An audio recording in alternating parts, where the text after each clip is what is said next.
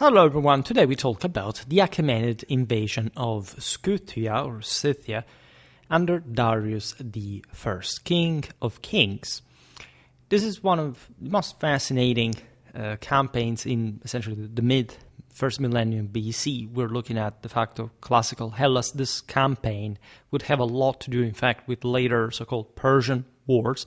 As we will see now, there is an Hellenic entwining with this all, even though the campaign was mostly carried out in the Black Sea, in the Pontic Steppe, from, however, Persia, from Mesopotamia, from probably the heartland of the Achaemenid Empire.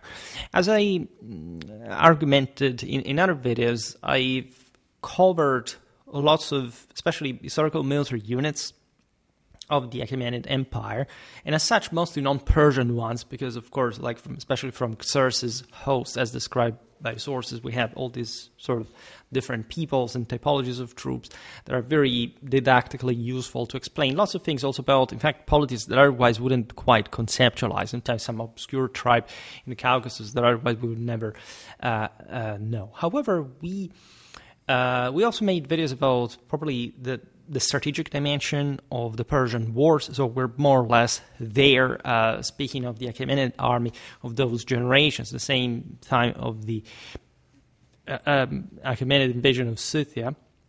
However, we never really talked about the sort of hardcore of the Persian army. We talked about the later Achaemenid sort of developments.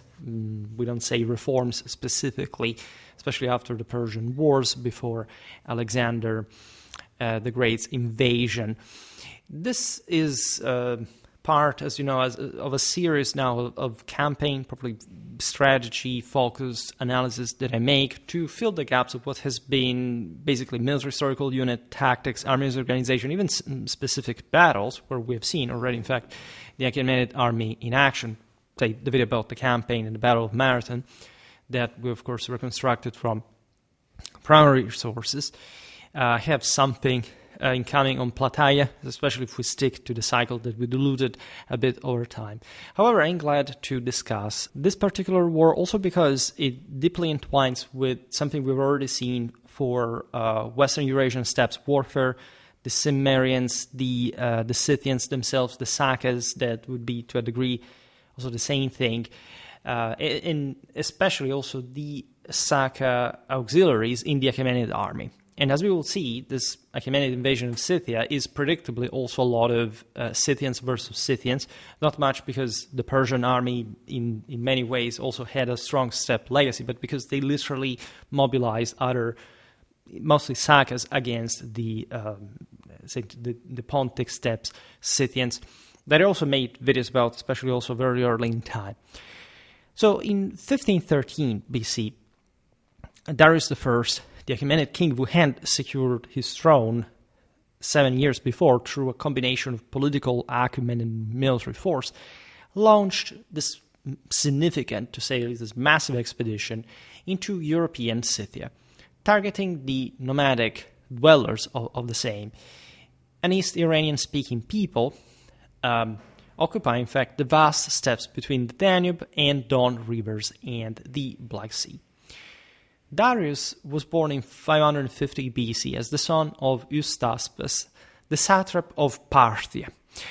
He had risen to power in a turbulent period following the death of Cambyses II, that, as you know, had also to do with an especially disastrous expedition in this time in Libya. We partly discussed this, I think, in the videos about the Ethiopian warriors of the Achaemenid army, that, of course, are not the Libyan warriors of the Achaemenid army, but partially had to do with Cambyses' expeditions, also in the Horn of Africa. That's also, if anything, we could make campaign videos about that. Now, Darius' ascension was marked by controversy, as he claimed in the Bayesian inscription to have killed Gaumata, a Magian usurper allegedly impersonating Bardia, the son of Cyrus the Great. We discussed this in my recent video about the rise and fall of the Iranian civilization, the fact that the Achaemenids essentially put at their place some sort of priestly rebels that, unlike in Vedic India, in fact, did not manage to surpass the case of warriors, which is reputably, of course, a pretty strong affirmation of the most primitively traditional Indo-European concept of sacred royalty connected with self-sacrifice in holy combat. The warrior as the warrior king as the highest priest, as a matter of fact. This is also the mental background from which these guys came from. Of course, if you're not particularly into that religious background, you may think, okay, well, there had been a rebellion. This was one of the Magian. Oh, well, yeah, it sounds cool, but, there isn't much else to add to that. Instead, it's a sort of almost enormous, in fact, ecumenic level enterprise, just as much as the invasions of Scythia, of Hellas, and beyond, that evidently show like this almost gigantistic attitude of the Achaemenid army. That was a hell of an army, as a matter of fact, very far from the sort of sub-pair sort of popular bias of the Oriental horde of some kind. They had the most advanced military of their time. We will make more videos about that as well. Now, scholars debate whether this aspect that we find this notion of the Magian, the based on inscription, as we were saying before, where it was a fabrication to justify Saint Darius, Caesar of the throne. But after all, why would we have to believe otherwise? Like when in history you have just one information, well, you have two choices to go with it. It's not like you have to believe it 100%. But the other, why should you be skeptical about it if it's the only thing that we know? Right, and if it, generally speaking, fits also a very specific worldview that would have surely been incarnated by these figures anyway. We know surely that that there were these tensions, and they would continue for millennia in Western civilization. Darius, however, did belong to a collateral branch of the Achaemenid house, with his father and grandfather alive at the time, making him an unlikely direct heir. So, if anything, right, there is still some kind of, how did they seize power in a more ideally dynastic fashion?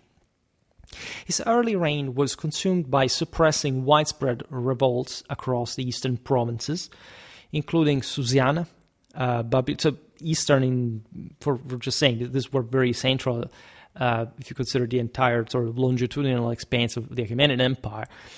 Media itself, Sagartia and Margiana. If anything, Margiana, yes, is far away. It's Antiochia. It's where Merv will rise later. The Antiochoi had yet to come there, but that's the part that will remain also as a counter revolving around the new center. One of the various Alexandries, as a matter of fact, where rebel leaders claimed descent also from former ruling families at that point, which was also normal because this was a fairly feudalized world for the time being. We talked a bit about this frontier in the aforementioned videos about probably the frontier with the Sakas, right? I also recently made some videos about Eastern Iranian warfare during the Middle Ages. Certain things never really change. I'm preparing a video about the Sasanian White Huns Wars, as a matter of fact, and we will revisit those theaters quite soon. Now, the Behistun relief carved into a cliff in western Iran records that Darius defeated 9 rebel leaders in 19 battles, consolidating his authority by 519 BC, which surely shows that he had an extensive military experience, and he was a successful commander and politician just to maintain power and asserting his dominance in this great empire, also to be able to wage such an ambitious campaign in the Black Sea. Darius's administrative reforms were extensive as well, which is always a good indicator of sort of specific efficiency. When you have this big power military displays, you know that there is all civil work behind that as well. Darius is credited with having divided the empire into satrapies, or having consolidated this practice to a level of sort of more direct central control. For example, standardizing coinage with the gold daric, and establishing uniform weights and measures across this very, as you know, multicultural empire. He also developed critical infrastructure, such as the royal road from Susa to Sardis. These Achaemenid royal roads would be very important for later Diadochi and also Roman times. As a matter of fact, they were properly paved roads, importantly enough. Those will be very important also during the Persian wars for obvious logistical reasons, but also for the Scythian campaigns, of course. And of course, there was an imminent strategic dimension to this for the army to cross, as well as the canal linking the Nile to the Red Sea, which definitely existed. It was built multiple times across antiquity. This facilitated trade and military movements. Now, these reforms enable ambitious campaigns to secure the empire's frontiers and expand its influence, positioning Darius to undertake the Scythian campaign. The expedition was driven by strategic imperatives, not a whim, right? When you have this massive effort from such a civilized nation, you know that there is a lot at stake. In this case, people like to stress the commercial side of the story, but it's not entirely. It's eminently a political issue. You would hear securing trade routes between Central Asia and the Black Sea. Fair. Countering the threat of Scythian raids that historically disrupted Median territories. That's the actually most sort of relevant, broader political and moral sense. In this sense, asserting, in a broader sense, control over a region critical for its also, yes, economic resources, including grain, importantly enough, gold, hides, and furs, which were vital to the same Achaemenid economy and its interaction, by the way, with the Hellenic and Thracian neighbors. They were in part already subject of the empire at the time. Remember, the Ionians, basically, and also the first sort of Hellenic philosophy, as we call it, at least in a written historical literary sense, is born within the Achaemenid Empire in Asia. Now, consider that the Scythians had been harassing since ever their ancestors. As soon as they had sort of domesticated horses and learned how to use it for military purposes, this entire sort of Middle Eastern theater, mostly Mesopotamia, the Levant, so the Near East as well, and launching routine raids, waves. I will make more videos about the spread probably of Indo-European knights, rulers. We've seen this a big deal as far as Bronze Age warfare in the Levant is concerned. Basically, you realize that most of the dynasties in charge had some kind of Indo-European knightly origin of some sort. And in any case, when you look at this point at the Achaemenid civilization that had triumphed historically, taking over as a proper Indo-European power, the millenary, already at the time, civilizations of mostly Mesopotamia, but also Egypt, and so basically uniting an unspeakably astronomical amount of fame, wealth, and power. These Scythians constitute essentially barbarians, also regardless of the fact that the same Achaemenids, the same Iranians historically had emerged exactly from those Indo-European waves of conquest. As we've seen here, Darius may have probably originally of part of what would have, also there were also different movements of peoples there, but they were Scythians themselves, to make the long story short. There's a debate regarding the specific ancestry, of course, genealogically speaking, but as a whole, as a culture, as a civilization, we know that.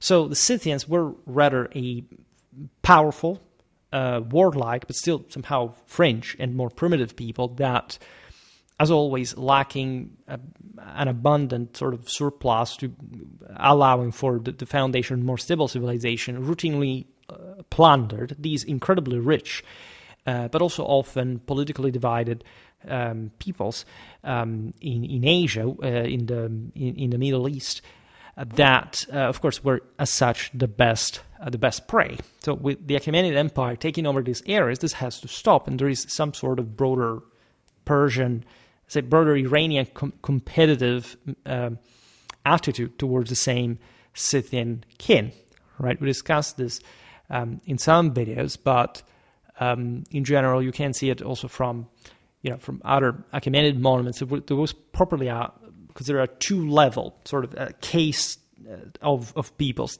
essentially the Iranian descending ones, which included the same Persians and other the same Achaemenid rulers in particular, and especially all the other steppe derived populations were probably attributed this higher sense of nobility, of warlikeness, also of liberty to a degree within the same imperial order. We've seen it for the Sagas, and then all the other sedentary subjects that the Achaemenids had come to rule on. And so there is something also probably very relevant, very atavic about this Achaemenid expedition to Scythia, because while we know better fundamentally how the system worked in the sedentary areas, the more civilized ones, the richer, the ones from which we have more document, there was probably a lot of stake in the broader balance of the steppes at this point, as far as what the Achaemenids could claim, also some sort of legacy of rule over these populations. Naturally, the Achaemenids were literally ruling the world at the time, in their view, and these other peoples, so that there was a broader sense of, if you like, a bit like it will be with Hellas, that if these guys do not subject to you, you have properly a moral imperative to just come and subject them and exact in tribute and obedience from them. Now, the campaign towards Scythia's preparations were a testament to the aforementioned Darius' organizational prowess, reflecting the Achaemenid Empire's logistical sophistication as well. Departing from Susa in spring 513, likely in April to take advantage of favorable weather, because those areas are not even that hot, at least in some part of the year, Darius mobilized a multi-ethnic army drawn from across the empire, including Persians, Medes, Elamites, Bactrians, and other subject peoples. He likely reached Chalcedon by May, mustering his forces on the European side of the Bosphorus by June, so crossing the Straits. Crossing of the Bosphorus was a significant logistical challenge for such an enormous army. Consider we have figures about the size of the army, 700,000, which is obviously like beyond any. It simply means in the sources slightly. In the source, because this is Herodotus anyway, slightly less than the one that invaded Hellas, which in any case, from an Hellenic standpoint, could be like, the Greeks were the best ones against which, most troops were sent, which, however, does make sort of political and strategic sense. Consider the Achaemenids had literally invaded the Indus Valley and subjugated it to an extent, and we do not have, for that, for example, an idea of the size of these armies, right? I personally wouldn't like to tell you, it's this number, because otherwise somebody will say, Schwerpunkt sent that. In my opinion, this force at large, if properly also divided in different divisions, would have not exceeded 50, 70,000, together with aids in Serbians, so not even the entire fighting force.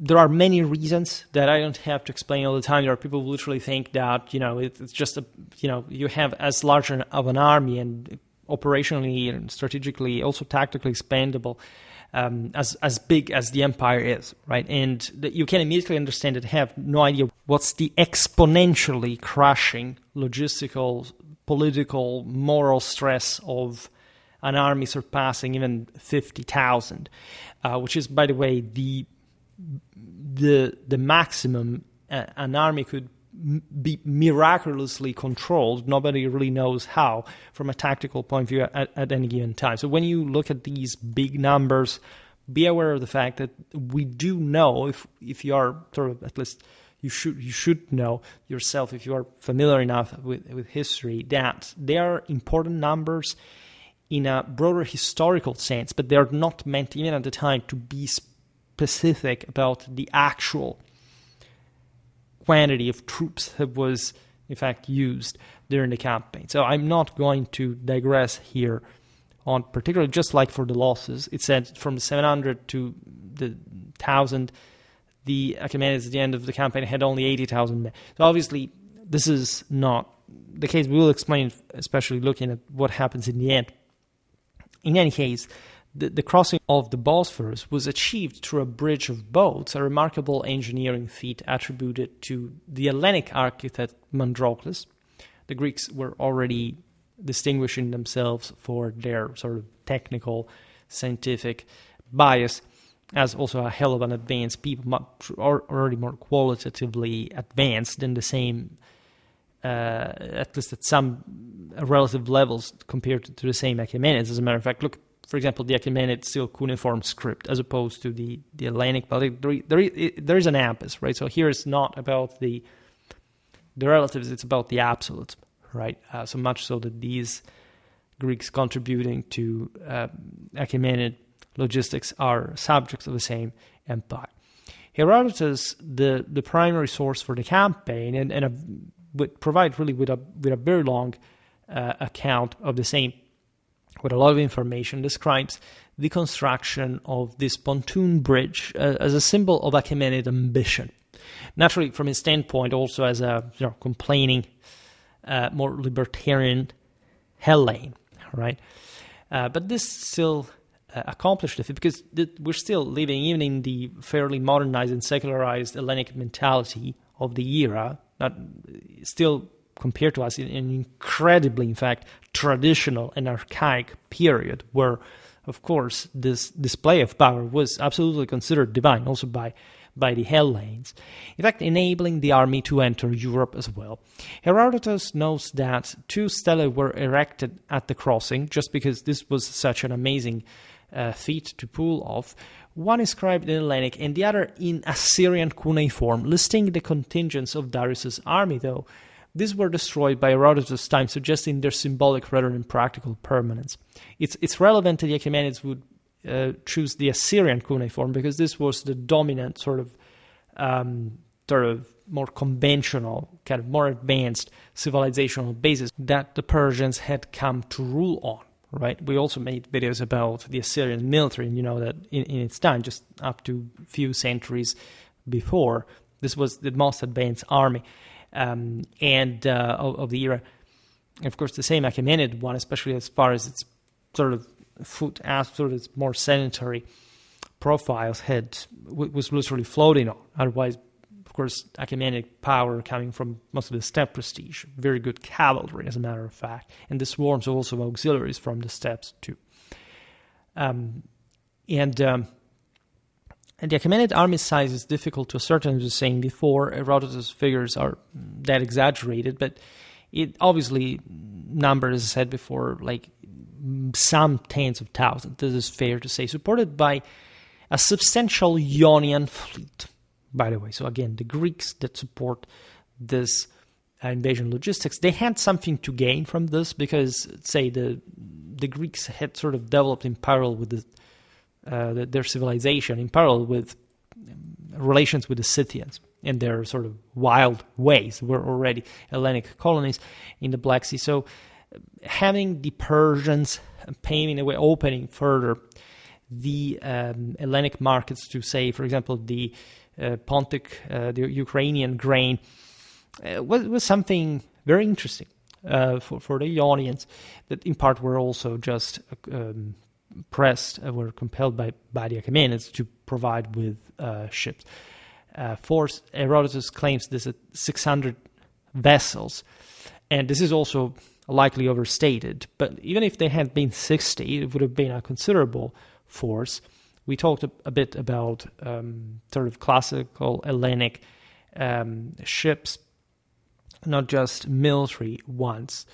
A number of 600 ships would exceed the logistical capacity of the time, but the fleet's role was critical, commanded by both, say, Hellenic motherland, we could say there wasn't such a thing, they were all Greeks mostly, and Ionian leaders from cities under Achaemenid control.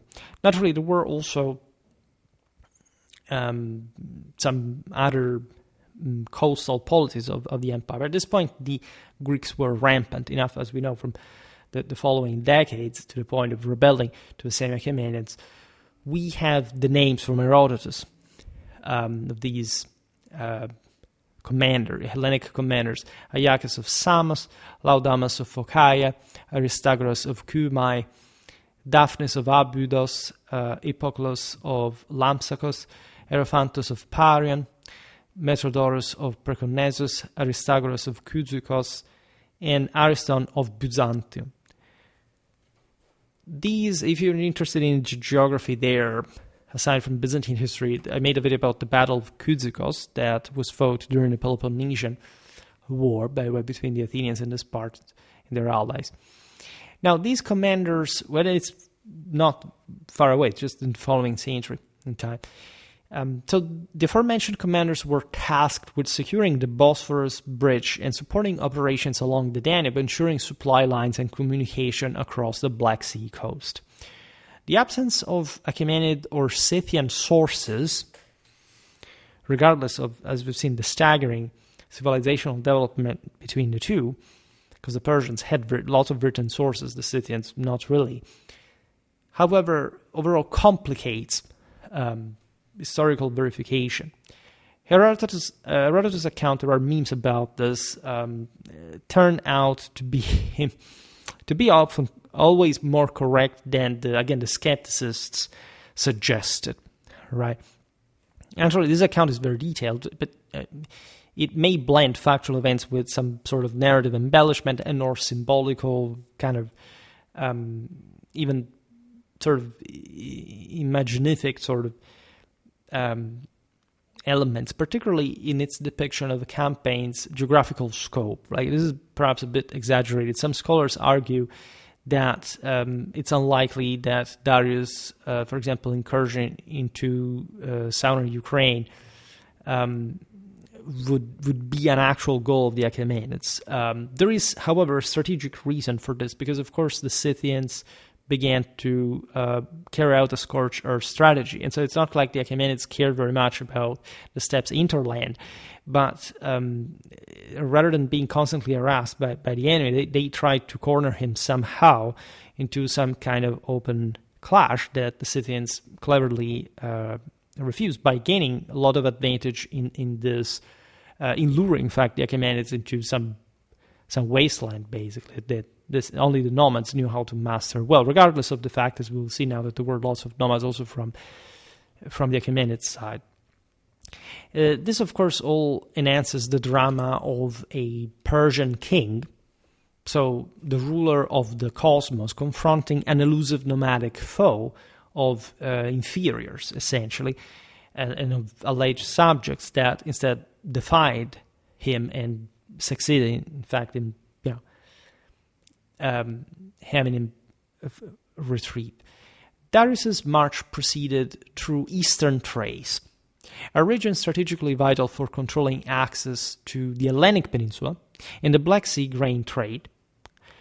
This is very important. It's not just about the Scythians, it is about creating some solid bridgeheads for the potential invasion of the West as well. This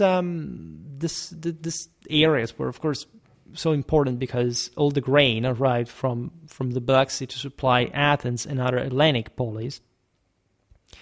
Now, according to you, what's the distance between Byzantium and the Danube Delta, right?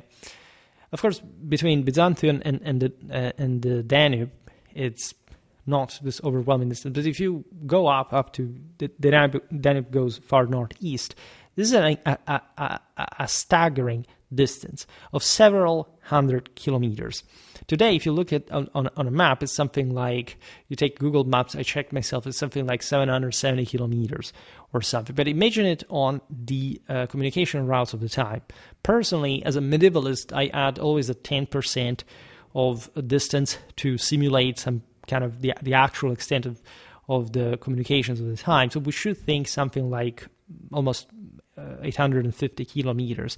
By the way, in areas that the northern you went, the wilder they were. Already the Thracian hinterland, a few tens of kilometers inland from the local polis, was a traumatic savagery, right? We all know what the Thracians were about. So imagine having, and that's why also the coastal route, because you could supply the army via the fleet, and so sort of bring a bit of civilization close at hand.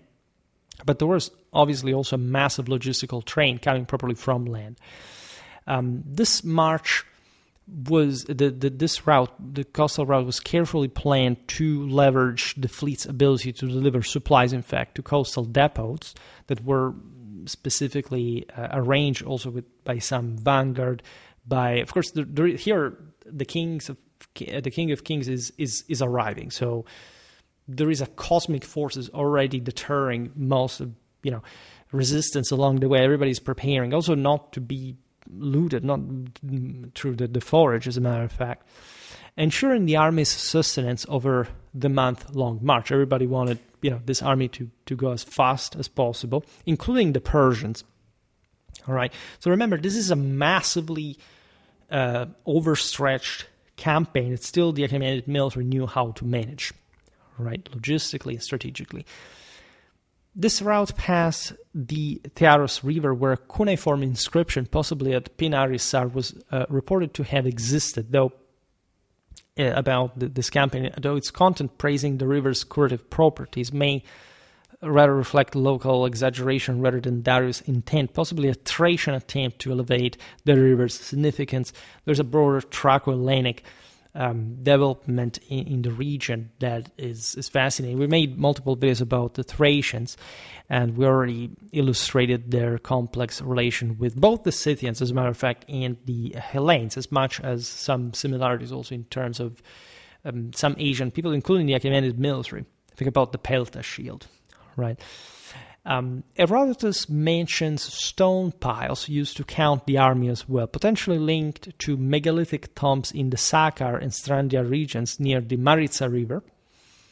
This summer I made a video about the Maritsa River battle in the 14th century, and that's another story, but if you're curious, you can check that out.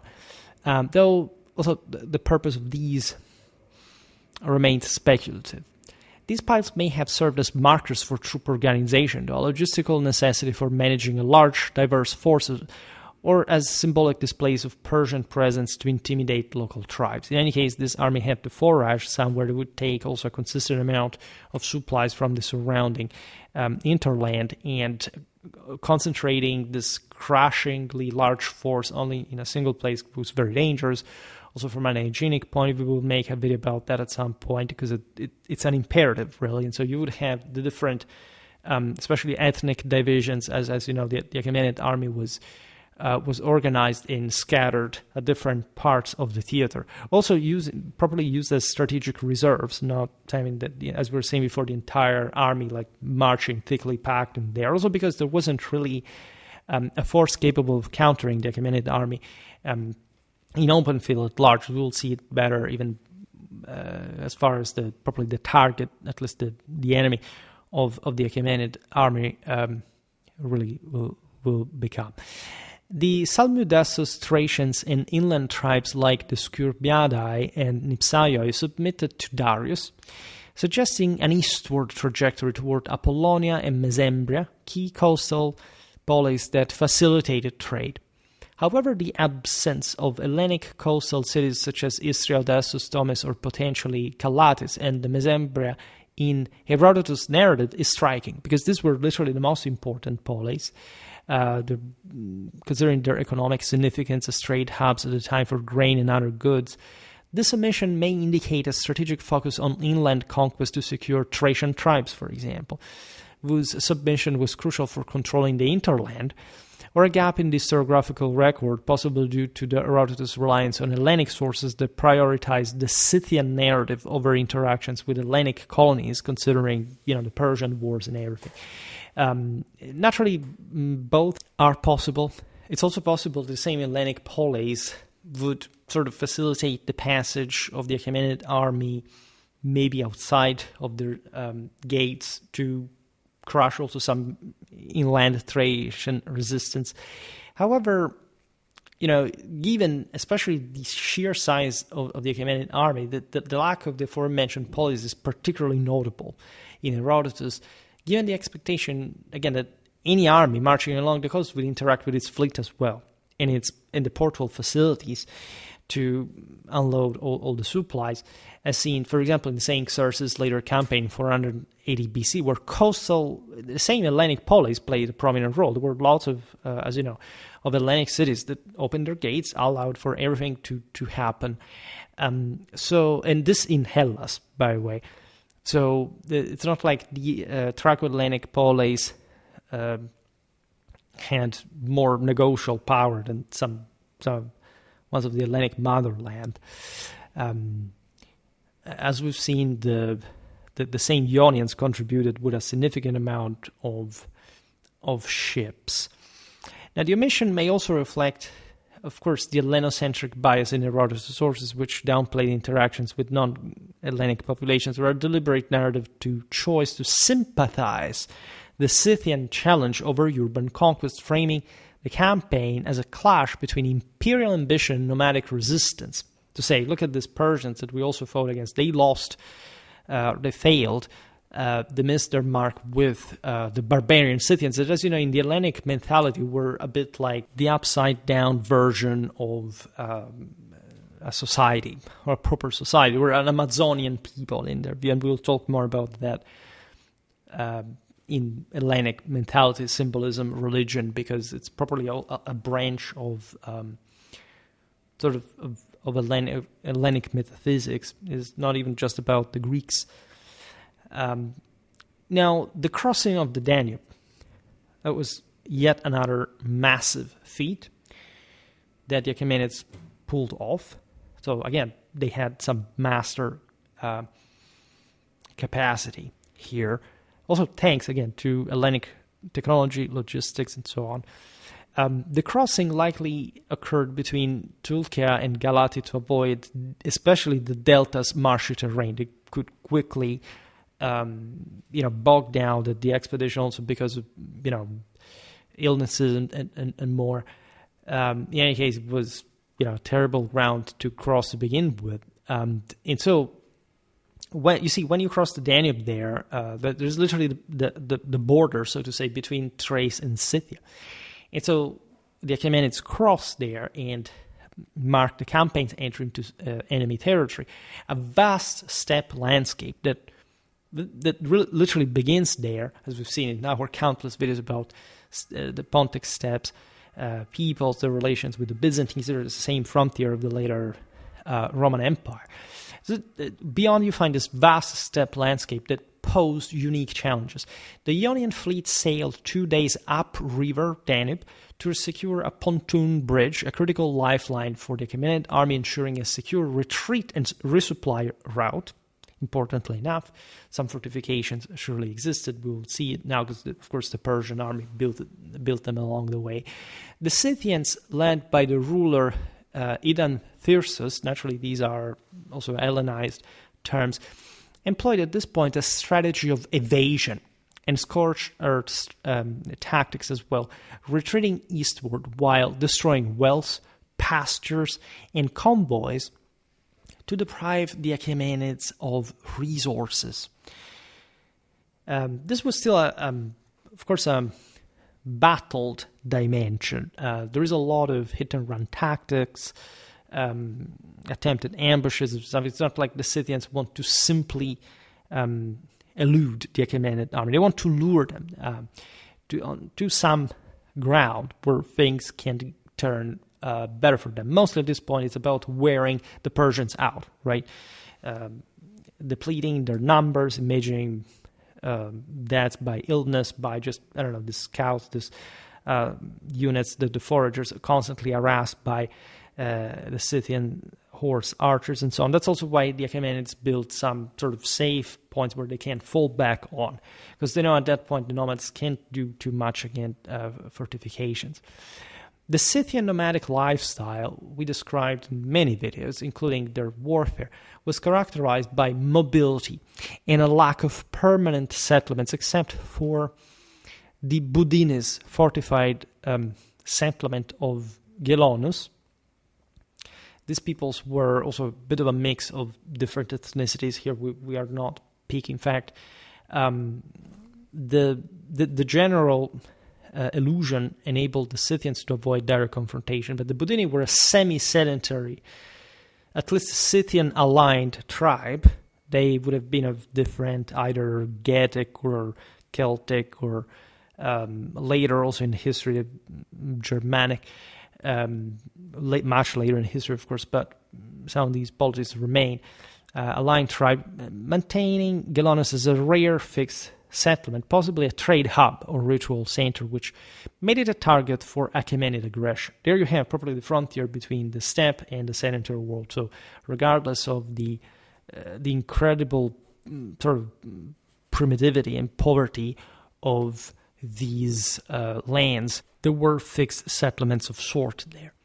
Darius, commanding through his general Megabazus, pursued the Scythians deep into modern-day Ukraine, a region devoid of cities or forageable supplies due to its steppe landscape at the time. The Achaemenids, supported by their fleet along the Black Sea coast, managed to capture cultivated areas, particularly those of allied tribes like the Budini, but faced relentless skirmishes from Scythian mounted archers, whose mobility and archery skills caused significant losses due to fatigue, privation, and sickness. The Scythians' military culture centered on mounted warfare, combined arms between like an armored elite and horse archers, in a value system that prized individual combat prowess, as evidenced by their worship of what the Hellenes identified as Ares, so properly a warrior culture, differently from the sort of civilized warfare, the cold, rational warfare of Athena. There is also something more complex than that, but say Ares always loses whenever he fights against Athena, gave them a tactical advantage, allowing them to harass the Achaemenids without committing to pitched battles favored by, in fact, the Persian armies, which relied on mixed forces of cavalry, infantry, and archers. The Scythian strategy was not merely evasive, but aimed at destroying Darius's army through attrition, a tactic well suited to their nomadic lifestyle and knowledge of the steppe terrain. In von Clausewitz, we have abundantly studied how that works, how you can put up a constant pressure on the enemy even when you're withdrawing and you're being pursued by him. The Scythians were champions in this, and the objective obviously having to do with broader strategic defensive, and so essentially stretching the enemy supply lines, wearing him out, and so reaching sort of a breaking point, at least one that the enemy would realize, beyond which they could have not come back safely. All right, because it's not just about advance; it's also if you don't arrive to destroy the core of the enemy army, you have also to withdraw, pursued by him at that point. Herodotus notes the Scythian intent to harass and trap the Persians, engaging in continuous skirmishes and coordinating with neighboring tribes such as the Tauri, the Agathyrsi. These are all, again, the classical names, but we also explain part of their etymology at the time, such as the one of the Sauromatai, for example, the Androphagi, by the way, which is a straightforward Hellenic term for saying like these people eat human beings, the Melanchlaeni, the Gelonians, and the Getae as well, provided varying degrees of support. Also, there were from these people's auxiliaries from the Achaemenid side as well. However, in some cases, of course, the Achaemenid invasion of Scythia troubled a bit neighbors as well, so because the Scythians were the strongest power. So some peoples would have tried to sort of break free from part of subjection, but at large, the fact that such a big empire would come to interfere with the local affairs in a world where there wasn't much centralization, these peoples were mostly happy while killing each other without having much of one another prevailing, disturbed them. The Tauri, inhabiting the Crimean Peninsula, were known for their fierce resistance in particular, while the Agathyrsi and Sauromatai, so the Sarmatians if you prefer, closely related to the Scythians, likely contributed mounted warriors. I made a video about both the Saka and the Sarmatian army organization. If you're interested, we'll come back. And I also recently made a video about, if anything, the Sarmato-Germanic campaigns of Constantine. It's a bit late in time. The Sarmatians' hour here was in between the events that we are here talking about. because they will essentially overrun the Scythians at some point, not a very distant one in time here.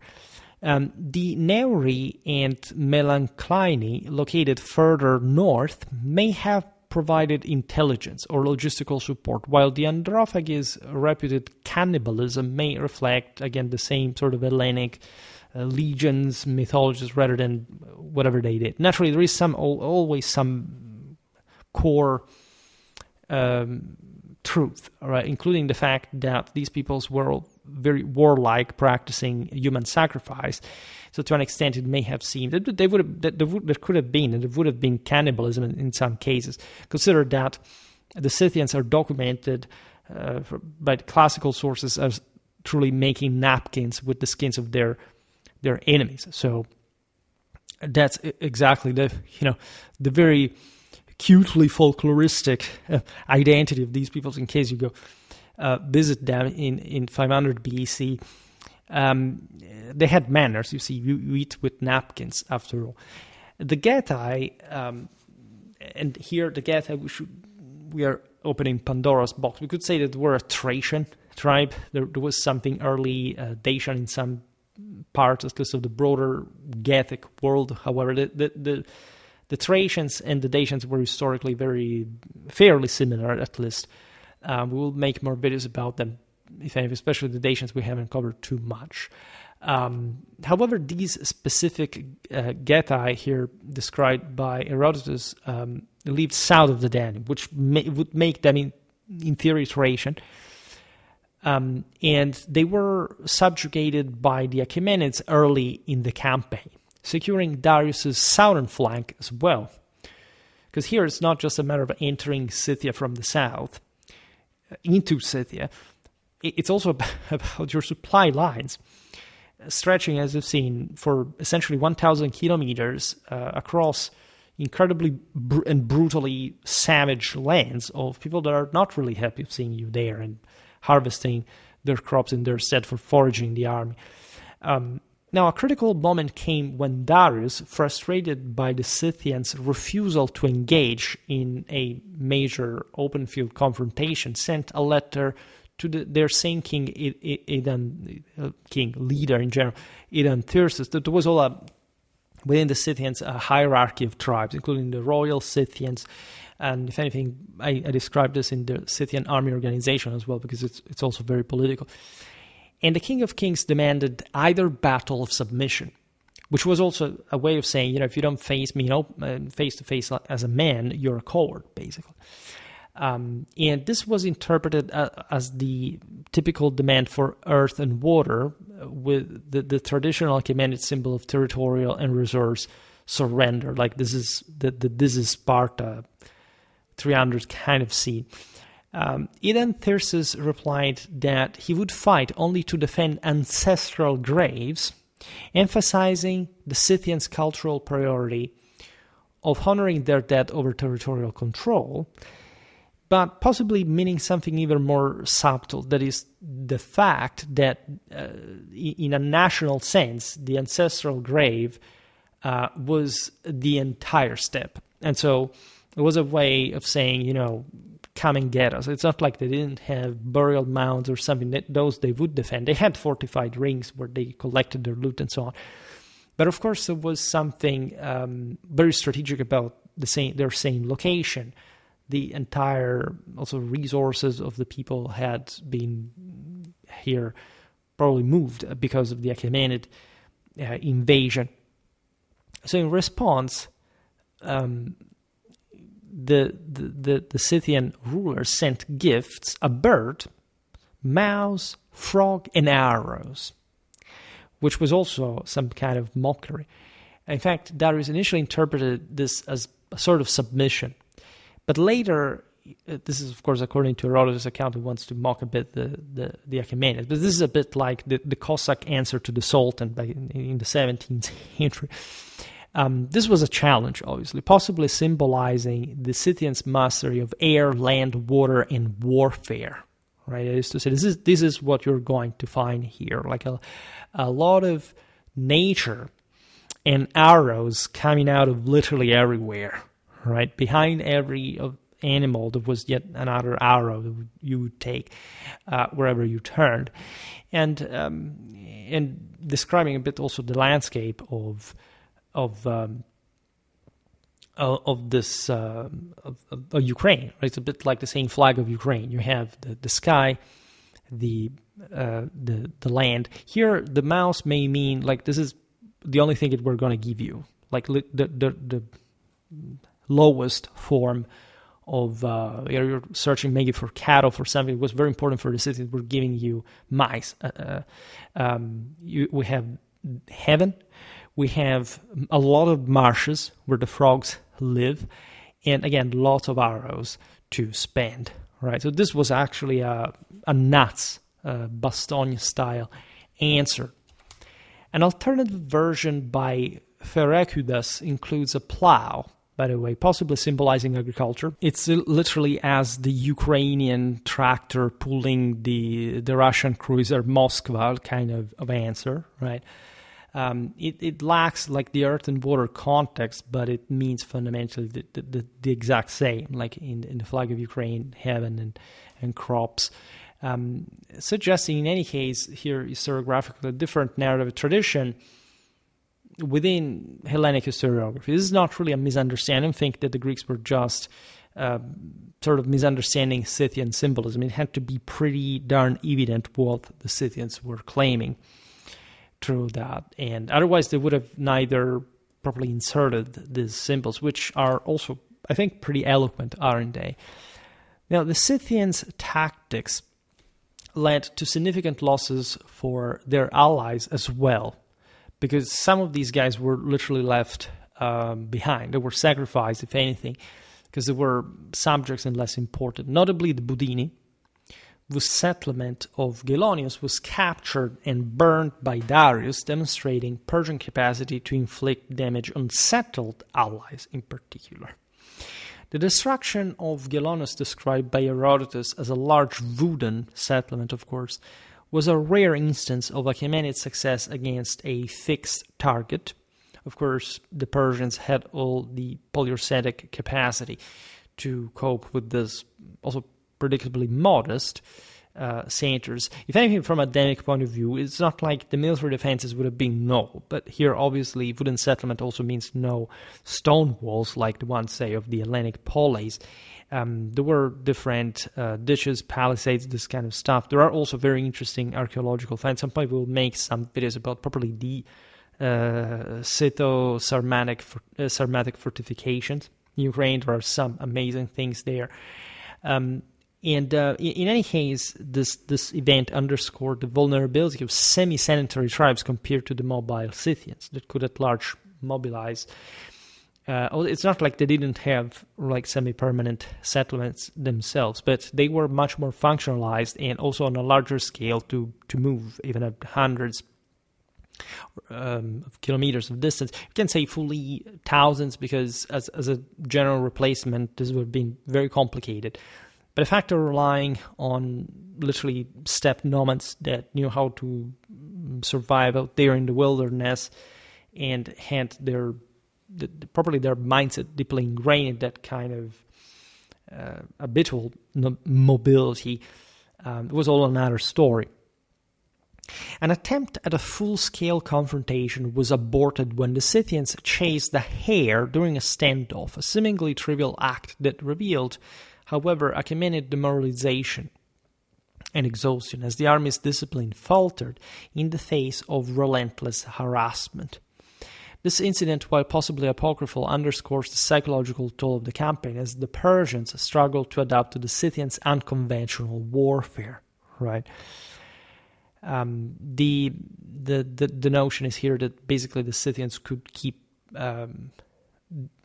repeating this over and over and over again, and the Persians had just so much time and resources, also because campaign also has a time properly from a seasonal point of view. As losses mounted, Darius halted his advance at the Oarus River, whose mouth is possibly as far as the Azov Sea, because obviously most of the Achaemenid advance was actually coastal across Scythia, mostly consolidating the various fortresses along probably the coast at the mouth of the most important rivers. That's where they could keep getting supplied by their fleets, by the way, so everything made sense in that direction. This was a damage for the Scythians because these, as you know, had very intense commercial contacts with the Greeks, and this invasion was also a way to control that exchange. So you see how important Hellas is in this picture. At this location where he stopped, Darius constructed 8 forts, spaced 8 miles apart, as a defensive front. This is a veritable fortified belt. Herodotus notes that their ruins were visible in his time, suggesting a tangible legacy, though their incomplete state indicates a lack of permanent control, likely abandoned due to logistical constraints and or Scythian pressure.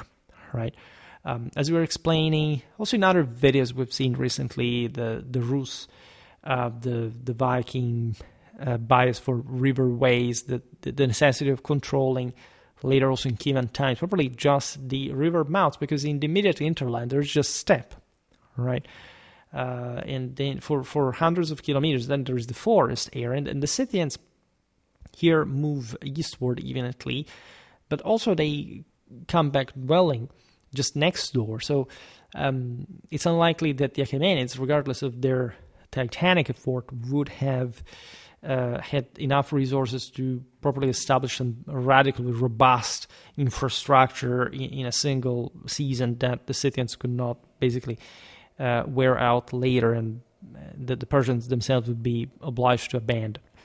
Recognizing the campaign's stall and the impossibility of forcing a decisive battle, Darius withdrew towards Thrace, likely in late August or early September of the same 513, as winter approached, also fairly fast, threatening further supply shortages. It was all the way back. The retreat, unelaborated in Herodotus' account, saw Darius return via Sestus rather than the Bosphorus, by the way, possibly due to dissidents in Byzantium or Chalcedon, because these polis were now sort of, okay, the Persians are withdrawing, we can't push for some more autonomy, exploiting the upheaval just to do something on our own. In fact, local unrest threatened Achaemenid control of the same centers.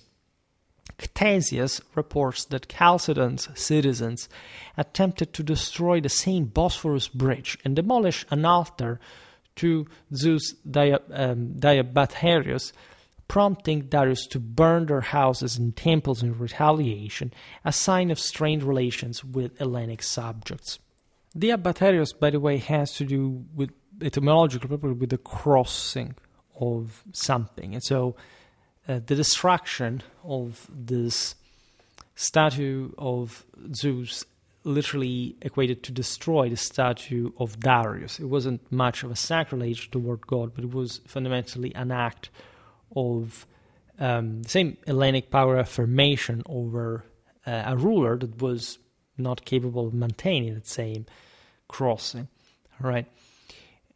Herodotus attributes the suppression of Byzantium and Chalcedon to Otanes, that was Megabuzz's successor after Darius's departure, suggesting a coordinated effort to secure the region and punish disloyalty, but also maybe having this carried out by some decentralized ruler, not Darius himself, that was above this, and coming back to the Middle East. The return via Sestus, a strategic crossing point in the Chersonese, may also reflect Darius's intent to consolidate control over the Hellespont, where the fortress of Doriscos was established, marking a permanent Achaemenid presence in Europe, by the way. So it's very interesting to consider the same Hellas, even in its sort of more external dimensions, as fundamentally controlled by the Achaemenid Empire at the moment of the so-called Persian Wars. The campaign's strategic objectives of the Persians were multifaceted. They aimed at securing the Black Sea region as an economic hub connecting Scythians, Thracians, Ionians, and Persians through trade in grain, gold, hides, and furs, as we've seen. The Scythians' nomadic continuum, stretching from Ukraine to Uzbekistan, posed a persistent threat to Achaemenid interests. They were a big land mass, and the Scythians were many, right? Regardless of the general demographic scattering, the scarce concentration in the steppes, still they were a large people, and they were thus sort of unimportantly and unpredictably dangerous force, given their warlikeness as well. The Achaemenids, in particular, necessitated control over trade routes and resources to stabilize the empire's northern frontier. Asia Minor, the same Ionia. If you think about it, preventing Scythian raids in Asia Minor is a way to consolidate control towards the west and possible expansion there, just like controlling the Black Sea ports, also the northern coastland, is quite functional to a logistical support, grain for the army in case you want to invade Greece, right? An earlier raid by the Cappadocian satrap Ariaramnes, who crossed the Black Sea with 30 Pentaconters. I made a video about this type of ship, and captured Scythian prisoners, including a king's brother, likely served as a reconnaissance mission to test Scythian defenses and gather intelligence on their terrain and tactics. This is interesting because 30 Pentaconters for a provincial force is a lot, right? So this was a broader test that the Achaemenids needed, right? And you can't simply comment that, right? You have to give something in exchange to cooptation, autonomy, but still, it's a quite majorly coveted asset in intelligence to assess probably the feasibility of a campaign there for a much larger force. The construction of the Bosphorus Bridge, rather than relying solely on the fleet, indicates, of course, a long-term intent to establish a permanent presence in Europe, possibly to counter Scythian influence across the Black Sea and secure access to the grain trade, which was critical, as we've seen, for the same Hellenic polis, making them grow more dependent on the Achaemenid commerce policy. And by extension, in fact, also the broader imperial economic leverage different parts of the Achaemenid dominion. Darius's conquest of the Getae, also south of the Danube, and parts of Thrace, including the subjugation of coastal tribes, aimed to secure the approaches to Hellas and ensure the flow of resources also on land from the north. The Scythians, to a degree, of course, were obliged to trade anyway from the same places. So, of course, as the war is over, things continue. But again, it really matters who controls, especially the mouths, the fortresses on the mouths of the great Eastern European river ways, because a lot of raw resources, especially grain, comes from there, and it's so necessary to sustain an empire and its military. The economic interdependence of the region from central Thrace to Georgia and from Ukraine to the northeast Mediterranean underscored the need for Achaemenid control to prevent disruptions by nomadic raiders, and the possibility of enacting a campaign in the same region, major strategic effort in the same region. The mobility of the Scythians threatened settled communities and trade networks, but not only. It was a major struggle over the political and strategic stability of the westernmost part of the Achaemenid Empire. Let's remember, it is also pretty much of a distant frontier from the Mesopotamian and Iranian bases of power of the Achaemenid dynasty. That's where probably the core of their forces would be levied, also ethnically, nationally, the others being subject peoples. Yes, again, the distance is not the only factor. Geopolitics does not quite exist.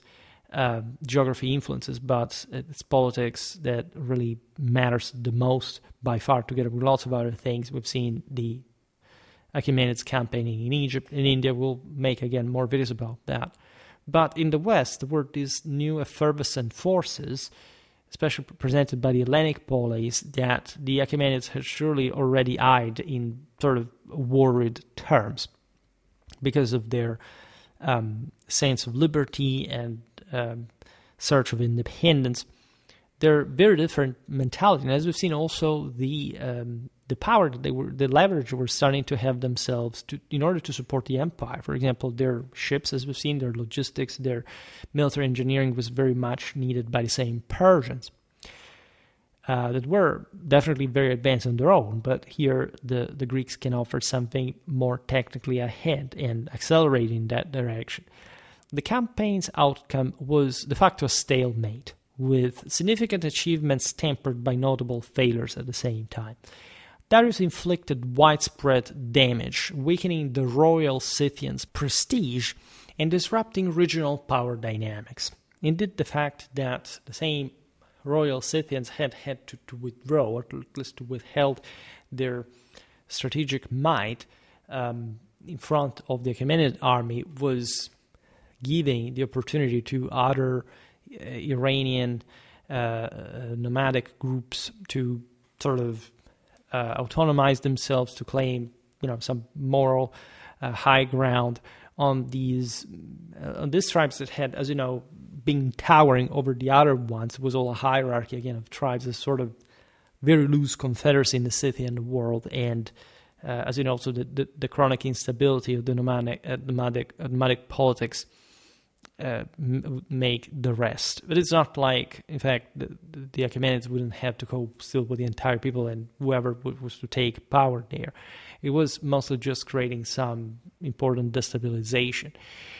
It was also about rolling the dice. Really, everything could have happened. It's not that this instability would be optimal, even for the Achaemenids later. However, it was a massive display of force, which also intimidated other peoples there, because here literally the Persians showed that if they wanted, they could bring their army, probably a divine one in scale, to limits, also probably geographical, environmental ones that nobody thought were possible to match. So the more ambitious, the more risky, of course, but the more rewarding, and from the other side, sort of more punishing. The conquest of Gelonus and the submission of tribes like the Getae demonstrated Persian military reach, while Megabadz's operations in Thrace, including the deportation of Paeonians to Asia Minor, reflected broader imperial policies of labor mobilization practiced seen in the Achaemenid campaign to support construction projects like Persepolis, for example. If you look at Byzantine history, how many people from Paeonia, from places like, Serbia, would be practiced, and deportations to the same Anatolia later on. We've seen it in our medieval series. So there are some interesting dynamics that replicate themselves. Evidently, the Achaemenids understood the manpower and labor force potential of Europe that was definitely mounting in power. The Persepolis fortification texts mention Scudra workers, possibly Thracians or a related group, indicating Achaemenid exploitation of European resources, likely as laborers or soldiers, or both. We've seen it also for other peoples and their military historical units, including the Sakas. You would think that these nomads were the Paeonians here weren't nomadic, but say if we're talking about Scythian slaves taken from the Pontic Steppe, well, it's not like they would have been just horsemen. They could be infantrymen, marines. We've seen it for the Sakas even, that were even less, at least the Scythians had the sea, the Sakas didn't have that, but they could be. It was mostly about their warlikeness, the fact that they lived with less, etc. So we don't even see all this, but we can imagine how dynamic the entire picture is. Achaemenid inscriptions, such as those at Naqsh-e Rustam, list, quote, Saka beyond the sea among conquered peoples, historically, suggesting a claim to Scythian territory, though this may have been propaganda as control was likely abandoned by Xerxes' reign, possibly due to the Ionian revolt in 496 BC as well, which disrupted Persian authority in Europe. An Achaemenid king had probably died in the second step, trying to subject the steppes nomads that were elusive to begin with, but in a sense also dependent on civilization. We've seen how the later development, for example, of cataphract warfare, the full cataphract, was a reaction to likely the Macedonian phalanx that showed up on the Sirdarya or Afghanistan, and the Scythians, the Sagas, had to cope with that. I will make campaigns and videos on that, and we already discussed this in our Eurasian, in this case, ancient Eurasian warfare series. The presence of Scudra in Persepolis with Iranian names like Shedda and Karitsa suggests a diverse workforce, possibly including horsemen, reflecting a Scythian-like military character integrated into the empire's labor system. However, Darius failed to achieve a decisive victory in all this, unable to force the Scythians into a conventional battle or securing lasting territorial gains, brokering any broader deal with them. This had been a major trauma for them. Like, you can imagine lots of places devastated, regardless of the nomadic character, and the people displaced, killed, the local resources properly dried by this enormous army that swallowed everything along its passage. The incomplete force at Oarus and heavy losses underscored the campaign's limitations, exacerbated by the Scythians' mobility, lack of fixed settlements, and cooperative resistance with neighboring tribes, which allowed them to outmaneuver the Achaemenids effectively. Right? All the Persians could do was hopefully controlling these strongholds along here. Probably it was along the Azov Sea, right? Because it was was more strategically defendable with Crimea, with the eastern lands and so on. Herodotus' narrative, while the most detailed source, poses challenges due to its potential imprecision, particularly in depicting a fantastical chase across southern Ukraine, which may reflect Hellenic literary conventions rather than precise geography, in the sense that the Achaemenids were just on the Scythian tails, but as a matter of fact, probably the thing had taken on the character of a march along the coast, where the Scythians kept harassing the Persians that would have at some point even tried to chase them in a strategic sense, but not quite, getting to properly the steps, which would have been logistically forbidden given the strategic situation. The exchange between Darius and Idan-Thyrsos, with its symbolic gifts and the burning of Gelonus, may reflect authentic details with a broader narrative framework. Their precise historical context is uncertain, as Herodotus' sources likely included oral traditions from Hellenic traders or Ionian informants.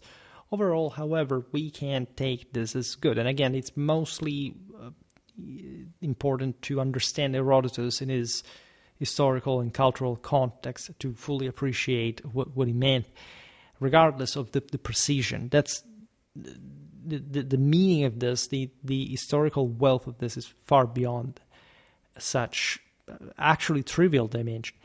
Ctesias offers a more restrained account, omitting the extensive pursuit and focusing on Darius' return, actually suggesting a less dramatic campaign. In Herodotus, you have the climax, and so it's something more entertaining. But it's plausible as well, because it's not like when you are threatened, also your supply lines constantly by forces, that you're leaving their own territories behind you in the process. So it's a very dangerous situation, and you are definitely looking for any possible opportunity to meet this foe in open field, where, of course, the Persians were confident of crushing the Scythians, that had, an imposing force, but also something, generally speaking, less cohesive, right, than Darius.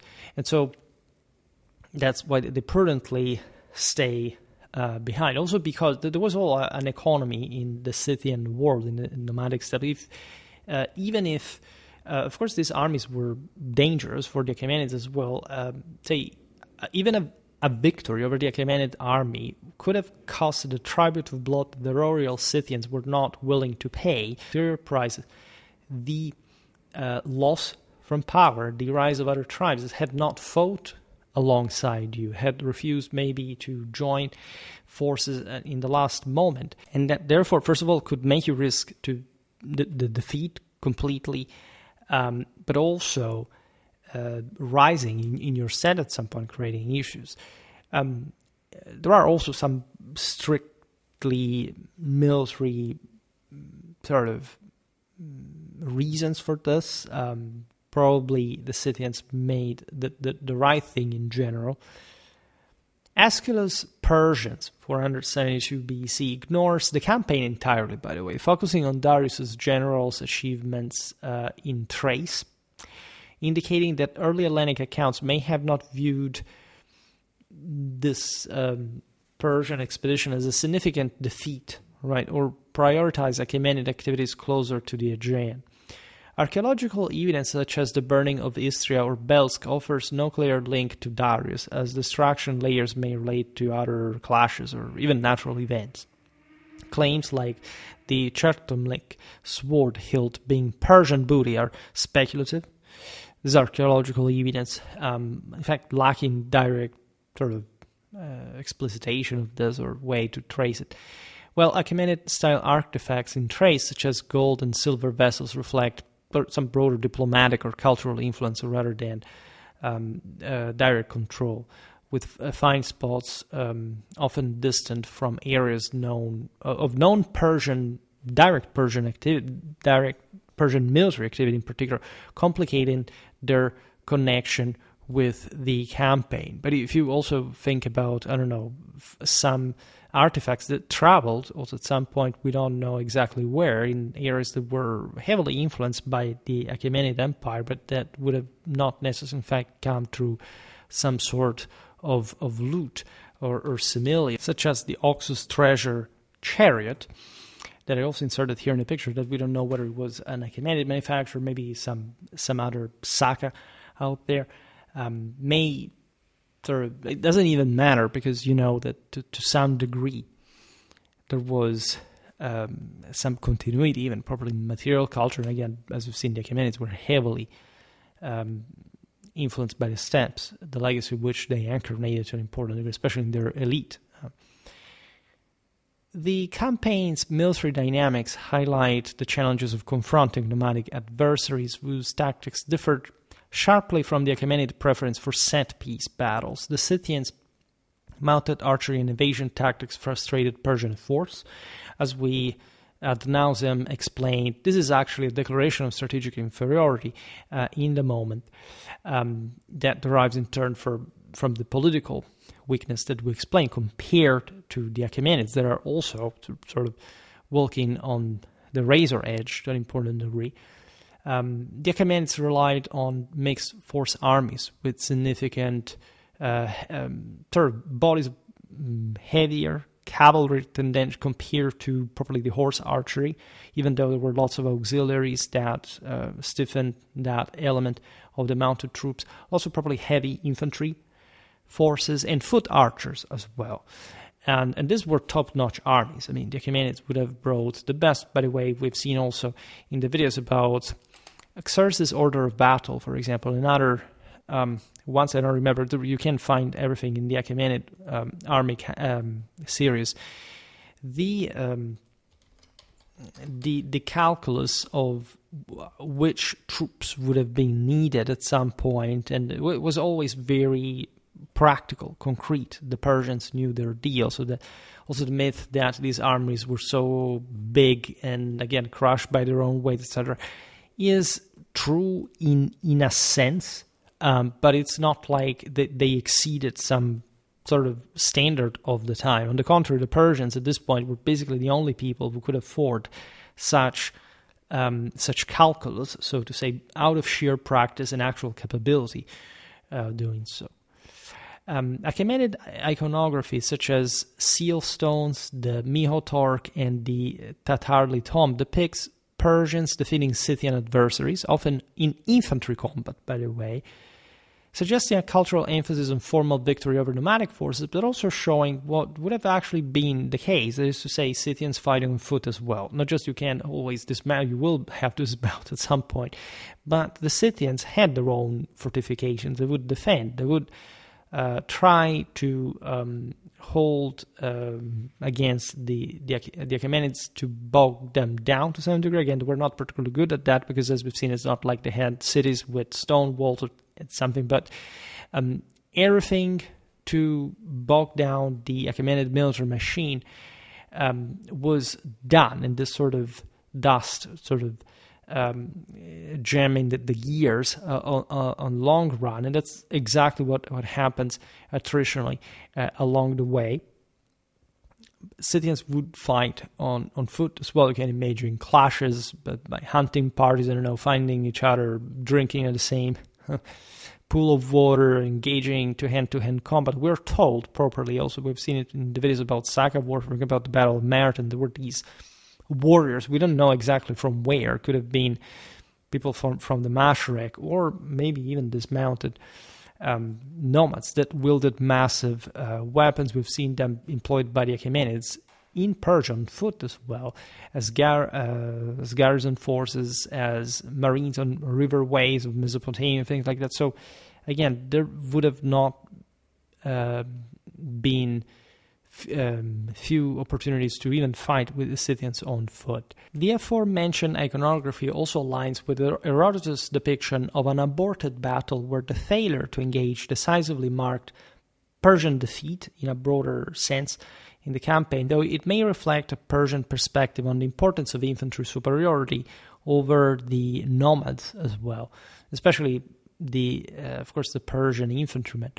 The prominence of infantry in these images, despite the Scythians' reputation as horsemen, suggests a deliberate choice, perhaps again to symbolize victory through conventional battle, contrasting with the equestrian focus in the Perso-Hellenic combat scenes. Even though it should be pointed out that we're also in slightly different times, and that it depends really on which kind of sources we use. The Achaemenids also had a very strong equestrian nobiliar bias, so there may be even some combat style depiction affected by, foreign styles. I don't digress too much on this. The Scudras depiction in Persepolis reliefs with Scythian-like features such as two spears and a distinctive head further complicates their identity, possibly reflecting a Persian conflation of Thracian and Scythian elements as the empire sought to integrate different peoples into its administrative and military systems. The campaign's broader context within Achaemenid imperialism reveals its place in Darius' strategy of frontier consolidation. Following the Scythian campaign, Darius shifted focus to internal development, constructing palaces at Susa and Persepolis and undertaking projects like the Nile-Red Sea Canal, as we were saying before, which enhanced further trade and communication. This was all aiming at creating some internal security, stability, and so even if you scared away the Scythians for a while, you would, again, save resources in the interland regions to an important degree that could fund other campaigns in part. The campaign, alongside earlier conquests in the Indus Valley and North Africa, marked the end of a phase of aggressive expansion followed by a period of retrenchment to stabilize the empire's overstretched resources. The claim to rule, quote, Saka beyond the sea in inscriptions like the DSE and DNA and the presence of Scudra in Persepolis text suggests some integration of European peoples into the empire. So not just the Scythians, but as in the Thracians, for example. The duration of Achaemenid control remains unclear. However, this would have been a far northwestern frontier and, as we've seen, also pretty wild and unstable one. Therefore, even resources would have not been so consistent or sort of relevantly represented. The absence of Saka beyond the sea in later inscriptions, such as in Xerxes' Persepolis, one may indicate a loss of authority, possibly linked to the Ionian revolt by that point, which saw fugitives from Byzantium and Chalcedon seek refuge in Mesembria by 493 BC. This is relevant because, as you know, there was a significant displacement also across the Aegean. The lack of evidence for an Achaemenid reassertion of control on the Black Sea northern coast, unlike in the North Aegean under Mardonius, suggests a shift in policy or a lack of Hellenic interest in documenting Black Sea events, possibly due to their peripheral status in Hellenic historiography, even though it would have surely stuck if, say, the Achaemenids had maintained some solid control on the northern shores of the Black Sea. After all, if you look at later historical periods, the same Hellenic presence was scarcer there. There were actually some developments, including the Bosphorian kingdom at a point. There was some Scytho-Hellenic dimension there. Is fascinating to look at, also in the more blended, in fact, Hellenic identity compared to other parts, including, for example, in Thrace. Also, the Romans, the Byzantines wouldn't quite have this sort of deep presence, right? This bulky presence there. It was, again, enough to control the portual cities, the early polis, and then eventually, like, also the further urbanization there over the centuries. So we don't know about that. It's obvious that some degree of Persian force would have been left there, regardless of whatever happened in a broader open field situation. After all, at that point, the Scythians relatively cared about that minimal force, and after all, was not so different from whoever had inhabited there. In any case, they didn't inhabit the polis themselves. The Scythian campaign was, in any case, a bold assertion of Achaemenid power, demonstrated in the empire's logistical and strategic capacity to protect force across the Danube and into the steppe heartlands. It was not just about this centimeter, more or less. In the Achaemenids, by leaving garrisons, fortifications in, say, the Azov Sea, etc., would have actually proven that they could control, in part, the Scythians of the Pontic Steppes. They fell, in any case, under the Achaemenid sphere of influence, and even more importantly, this campaign showed the Greeks that lived in much more accessible places, right, because of the much better sort of infrastructurally served, materially rich Aegean and the Ionian part of the Achaemenid Empire, that if the King of Kings wanted, Hellas could, as it would, be invaded. Multiple times, by the way. Darius secured temporary control over Thrace and the Black Sea coast in general, as well weakening Scythian influence and disrupting regional power dynamics, particularly through the subjugation of tribes like the Getae and the destruction of Gelonus. However, the Scythians' resistance, rooted in their mobility, lack of fixed settlements and cooperative alliances with neighboring tribes, prevented a decisive Persian victory. Their ability to evade battle, destroy resources, and coordinate with allies like the Sauromatai and Agathyrsi frustrated Darius's ambitions, highlighting the limitations of Achaemenid military strategy against nomadic adversaries. The campaign's legacy lies in its demonstration of the challenges of imperial expansion against peoples who rejected the same political, cultural, and social norms of the sedentary civilization, a theme echoed in later Achaemenid encounters with Saka tribes on the northeastern frontier that we partially documented. If anything, we can make more videos about that. While Herodotus' account may blend reality with poetic exaggeration, the core event, an Achaemenid incursion into Scythian territory, properly in the steppe, remains plausible, all right, supported by the empire's strategic goals and logistical capabilities. All right, once reached, that army could be more successfully destroyed. And it's not like the Scythians would, or at least this was the gamble, but still a major clash could settle the matter more easily, because once the enemy, say, resistance collapses, at that point, the Scythian political landscape does change a lot. It's not like the Achaemenids would have occupied the steppes, but they may have reached more in depth through the riverways, occupying certain fortresses along the way, and so on. Right?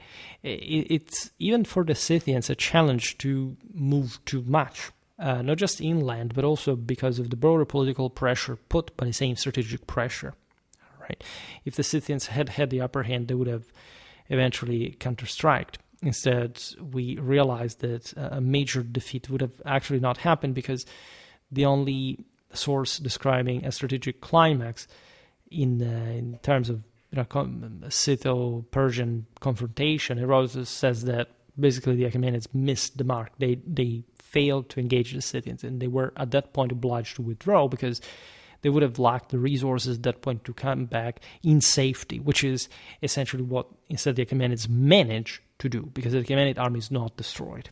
All right, differently from what happened in Hellas later on.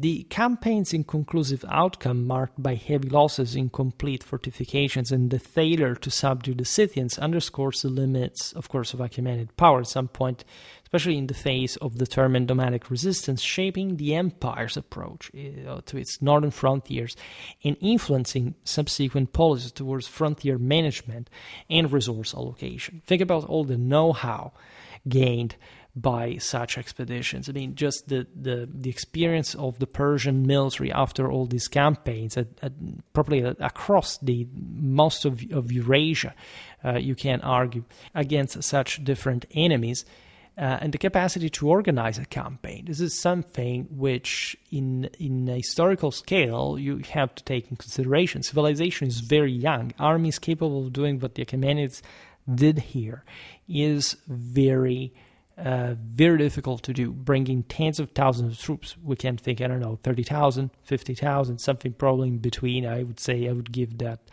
figure. If anything, maximums as a fighting force, and surely, especially for the upper hand, with sort of divisions scattered at some point, or some at least subdivision in two would have been, or in three would have been sort of more practical. This is, again, new, right? Very few peoples have had the possibility of even thinking they could put up such expeditions, all these troops together, managing to control them. It's not like the warriors who weren't there, but having an enough concentrated power to have a command, probably a discipline, a cohesion, etc. It's something entirely different, and it mostly revolves, in fact, on certain capacities and only gradually acquired. And surely, in fact, also the Achaemenids were pioneering at that point. All right, this is an immense feat to pull off in the first place, and again, it has a eminently deterrent importance. Surely, I think everything really pivoted around the Greeks in here. It's something like, Justinian's Reconquest. The Leviathan in the room is that the Byzantines were trying to stem the Merovingians,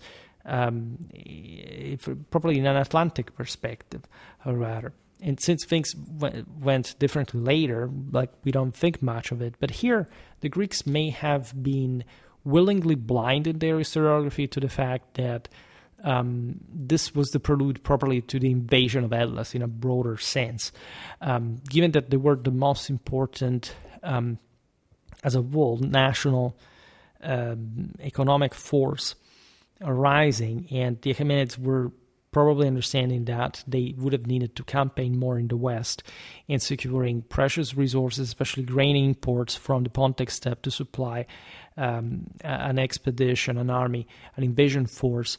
There would have to be also an occupation force into Hellas as well. And here instead the Greeks, and this is sort of typically paradoxical, that they in all their intelligence, in all their particularism, and exactly for this, they described this Achaemenid invasion of Scythia in sort of more exotic terms, right? The idea of, again, the haughty ruler that is humiliated by this upside down sort of version of the world that these barbarians of the steppes represented.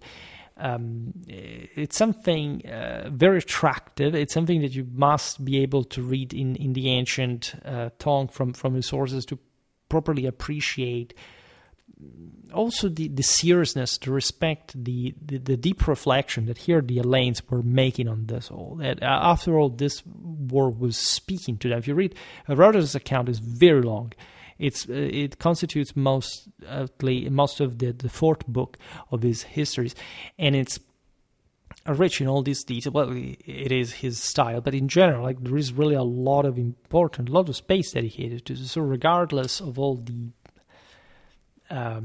debatable information is provided, however Herodotus would have thought to organize this, not just his narrative, as always, I would say, remains plausible in the essentials, but it also has, in fact, more than simply a sort of historiographical, or at least, just, I don't know, documentary purpose. It would talk deeply to the Greeks about just the threat that the Persians were to pose at that point. Here, of course, Herodotus talks about the Persian war so exposed, but he was so close to that also in time and space, that it was not possible not to see a diachronic approach to that's how things eventually escalated towards the West as well, right? And there is something deeper, right, meant by the source for that matter. So I'm very glad to have made this video, because, as I was saying before, really lack a very comprehensive approach probably to the Achaemenid army. I made realize right now just how many videos about the Achaemenid Empire, the Achaemenid army in general. This is the 15th.